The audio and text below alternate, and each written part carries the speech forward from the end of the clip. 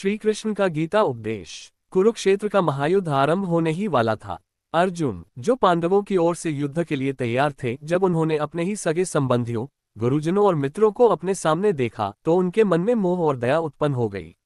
उनका मन विचलित हो गया, शरीर शिथिल पड़ गया और उन्होंने धनुष बाण त्याग दिए। उन्होंने श्री कृष्ण से कहा, हे माधव, मैं अपने ही बंधु बांधवों का संहार कैसे कर सकता हूँ? न मुझे राज्य चाहिए, न सुख चाहिए। मैं युद्ध नहीं करूंगा। ये सुनकर भगवान श्री कृष्ण ने अर्जुन को धर्म और आत्मज्ञान का उपदेश दिया, जिसे हम श्रीमद् भगवद गीता के रूप में जानते हैं। 1. आत्मा अमर है, शरीर नश्वर है।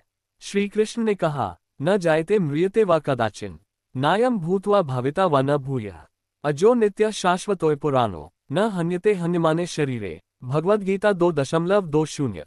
अर्थात आत्मा न कभी जन्म लेती है, न मरती है। यह शाश्वत, नित्य और अविनाशी है। शरीर के नष्ट होने पर भी आत्मा का नाश नहीं होता। इसलिए अर्जुन को शरीर के नाश का शोक नहीं करना चाहिए। 2. निष्काम कर्म का महत्व। श्री कृष्ण ने अर्जुन को कर्मयोग का संदेश दिया और कहा, कर्मण्येवाधिकारस्ते मा फलेषु कदाचन, मा कर्मफल हेतुर्भूर्मा ते संगोस्त्व कर्मणि। भगवद गीता 2.47। अर्थात मनुष्य को केवल कर्म करने का अधिकार है, लेकिन उसके फल की चिंता नहीं करनी चाहिए। न ही वह कर्म के परिणाम का कारण बने और न ही कर्म से विमुख हो। 3. धर्म का पालन सर्वोपरि है। हे पार्थ, तेरा क्षत्रिय धर्म यही है कि तू अधर्म के विरुद्ध युद्ध करे।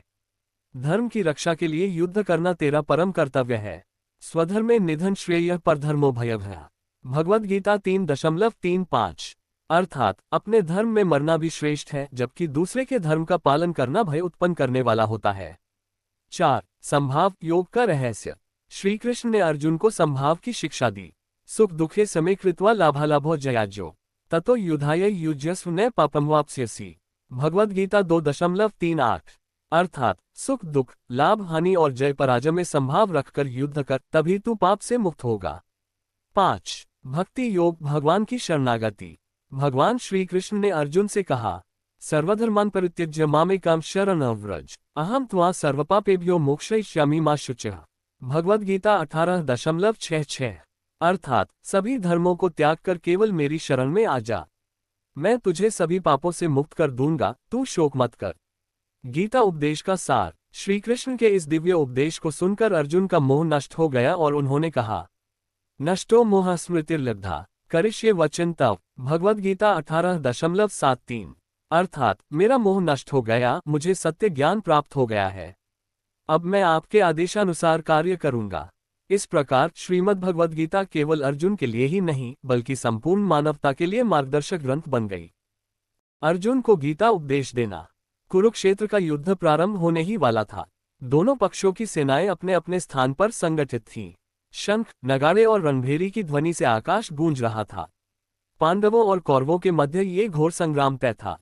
युद्धभूमि में अर्जुन ने श्री कृष्ण से कहा, हे माधव, मेरा रथ दोनों सेनाओं के मध्य ले चलो, ताकि मैं अपने विपक्षी योद्धाओं को भली भांति देख सकूं।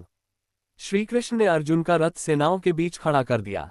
अर्जुन ने देखा कि सामने पितामह भीष्म, आचार्य द्रोण, कृपाचार्य, अपने भाई, मामा, चाचा और अन्य सगे संबंधी खड़े हैं। ये देखकर उनका हृदय भर आया और वे व्याकुल हो उठे। उनके हाथ कांपने लगे, शरीर शिथिल हो गया और उन्होंने धनुष नीचे रख दिया। उन्होंने कहा, हे कृष्ण, मैं इन अपने बंधु बांधवों के साथ युद्ध नहीं कर सकता। मैं इन्हें मारकर कोई राज्य, कोई वैभव नहीं चाहता। ये युद्ध मुझे व्यर्थ लग रहा है। श्री कृष्ण का गीता उपदेश। अर्जुन की दयनीय अवस्था देखकर श्री कृष्ण ने उन्हें प्रेरणा देने के लिए श्रीमद् भगवद गीता का दिव्य उपदेश दिया।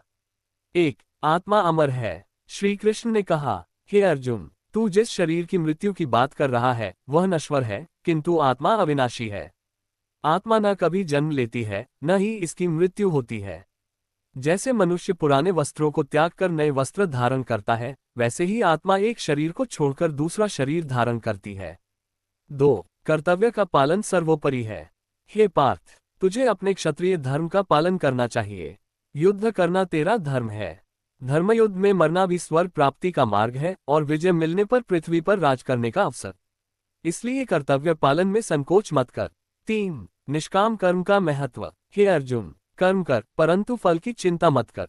जो व्यक्ति निष्काम भाव से कर्म करता है, वह बंधनों से मुक्त हो जाता है। 4. योग का मार्ग। श्री कृष्ण ने कहा, हे अर्जुन, योगी बन, क्योंकि योगी सबसे श्रेष्ठ होता है। योग का अर्थ है समता, सुख दुख, लाभ हानि, जय पराजय में संभाव रखना।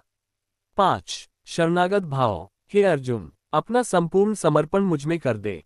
मैं तुझे समस्त पापों से मुक्त कर दूंगा और तुझे मोक्ष प्राप्त होगा। तू केवल मुझ पर विश्वास रख।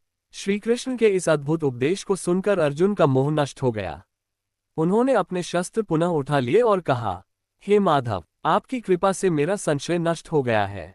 अब मैं युद्ध करूंगा। इसके पश्चात कुरुक्षेत्र का महान युद्ध प्रारंभ हुआ। श्री कृष्ण द्वारा दिया गया ये गीता उपदेश युगों युगों तक मानवता का मार्गदर्शन करता रहेगा।